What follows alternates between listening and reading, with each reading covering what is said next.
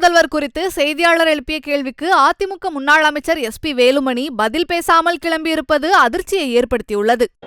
மனித சங்கிலி போராட்டத்தை எடப்பாடியார் அவர்கள் அறிவித்துள்ளார்கள்.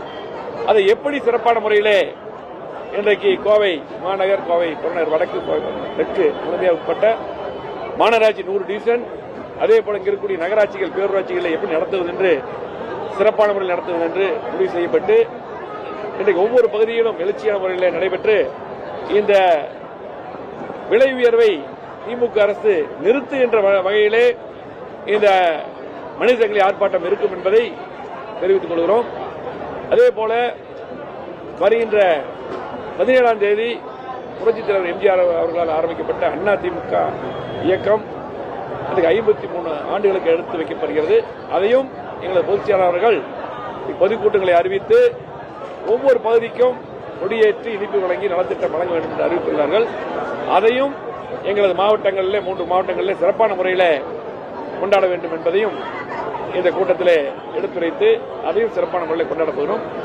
இதுக்கெல்லாம் கூட்டம் நடந்தது. ஆக மொத்தம் இன்றைக்கு இருக்கக்கூடிய சூழ்நிலையில கோவை மாவட்டத்துக்கும் எந்த திட்டம் திமுக தரவில்லை, தமிழ்நாட்டுக்கு எதுவும் தரவில்லை.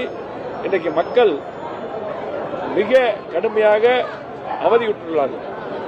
ஆகவே இன்றைக்கு எப்ப சட்டமன்ற தேர்தல் வந்தாலும் எடப்பாடியார் அவர்கள் முதலமைச்சர் வருவார். இன்றைக்கு 3 வருடங்களாக கோவை மாவட்டத்தில் திட்டங்கள் வரவில்லை.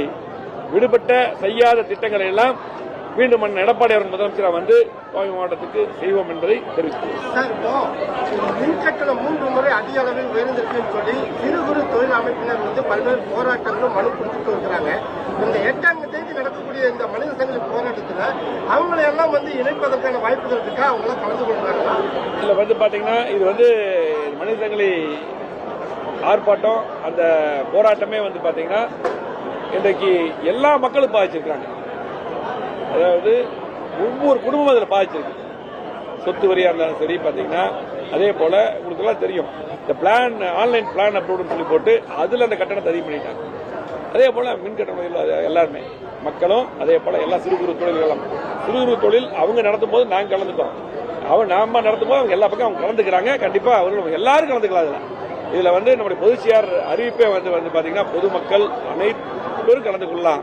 அதே போல எல்லா தொழில் நிர்வாகிகள், தொழிலாளர்கள் எல்லாருமே கலந்துக்கலாம். மிகப்பெரிய இந்த ஆர்ப்பாட்டம் நடக்கும்.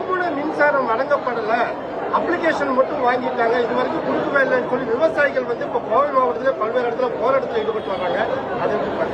மும்முனை மின்சாரத்தை வந்து பாத்தீங்கன்னா நம்முடைய புரட்சித் தலைவர் எடப்பாடியார் முதலமைச்சர் இருக்கும்போது முழுமையா அந்த மின்சாரத்தை எல்லாம் அறிவித்தார்கள். உங்களுக்கு தெரியும், விவசாய கடன் தள்ளுபடி மட்டுமல்ல, இந்த மின்சாரத்தையும் அறிவித்து முழுமையா அந்த மின்சாரத்தை கொடுத்தது அந்த எடப்பாடியார் தான்.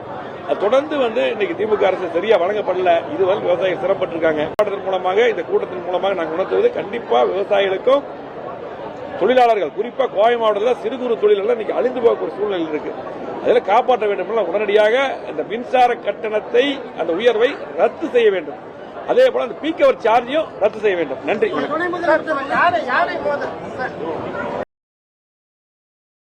செய்திகளை உள்ளது உள்ளபடி தெரிந்து கொள்ள ரெஃப்ளெக்ட் நியூஸை சப்ஸ்கிரைப் பண்ணுங்க.